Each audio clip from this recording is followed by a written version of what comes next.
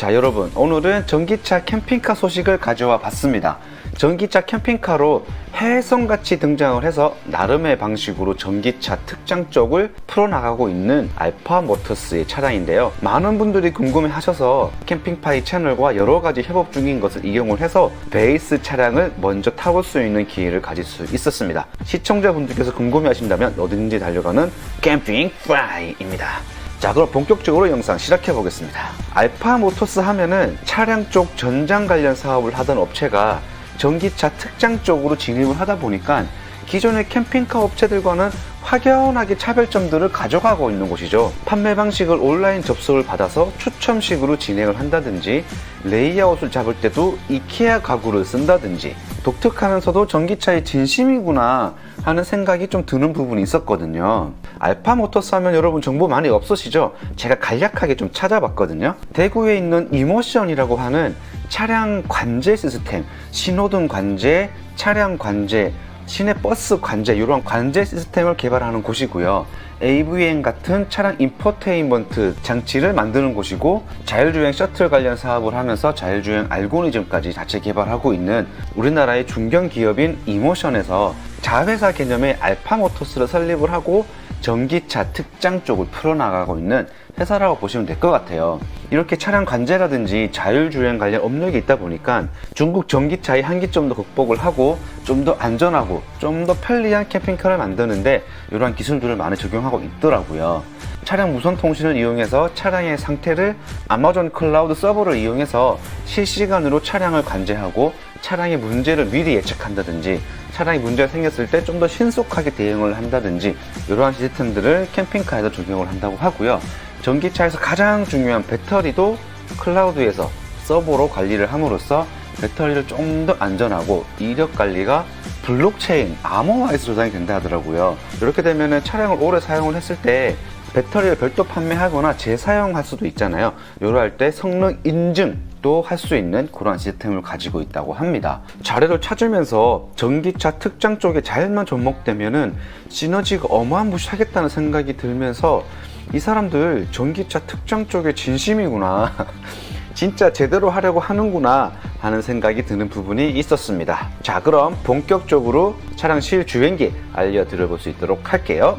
차량 베이스는 중국에서 다양한 전기 버스를 생산 중인 아시아스타라고 하는 곳에서 만든 차량이고요. 벤츠 스프린터 구형 사시 라이센스를 가지고 만들어진 차량이라서 전고가 굉장히 높습니다.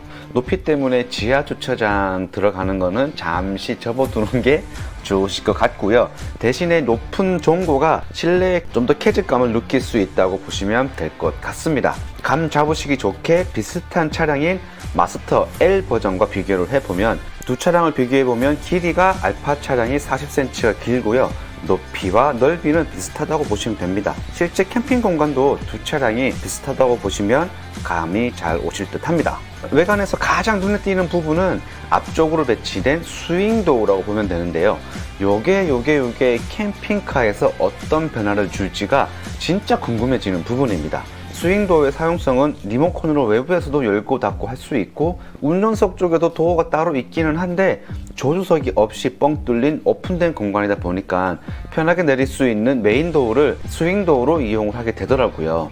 캠핑카에서 일반적으로 적용되는 슬라이딩 방식과는 다르게 실내 공간이 죽는 공간 없이 알뜰하게 쓸 수 있다는 장점이 있을 텐데요. 잠깐 공개되었던 도면을 보면 화장실과 싱크가 앞쪽으로 배치되어 있고, 후면에 산인 전동 멀티 시트가 적용됨으로써 이동 시에는 의전 느낌의 무중력 시트로 활용이 되고, 바다뷰를 바라볼 땐 선베드 형태로, 그리고 실내에서 영화를 볼 때는 소파베드 형태로 앞쪽으로 화장실과 싱크를 보내면서 후면의 활용성을 극대화한 모델이라고 볼 수가 있을 것 같은데요.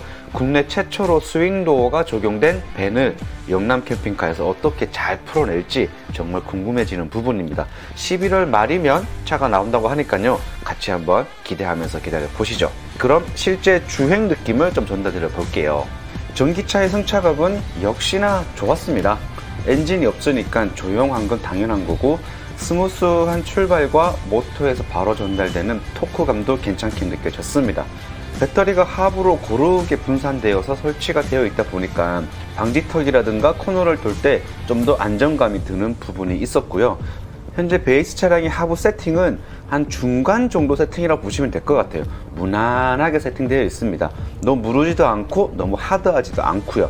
이 부분은 캠핑카로 만들어지면 좀 무게가 변경될 거니까 캠핑카로 만들어지고 나서 한 번 더 주행 질감을 말씀드려 볼 수 있도록 하겠습니다. 초반에 출발할 때 턱구감은 6m급 벤 차량에도 불구하고 치고 나가는 게 전기차니까 아주 경쾌합니다. 쭉쭉 뻗어 나가주고요. 다만 60에서 80km 구간, 한 중간 정도 토크는 약간 부족해 보이긴 했습니다. 100km로 빨리 좀 도달하고 싶은데 70km 정도 구간에서는 다소 더딘 가속력을 보여주긴 하더라고요. 아무래도 전비를 감안한 모터 세팅인 듯 싶고요.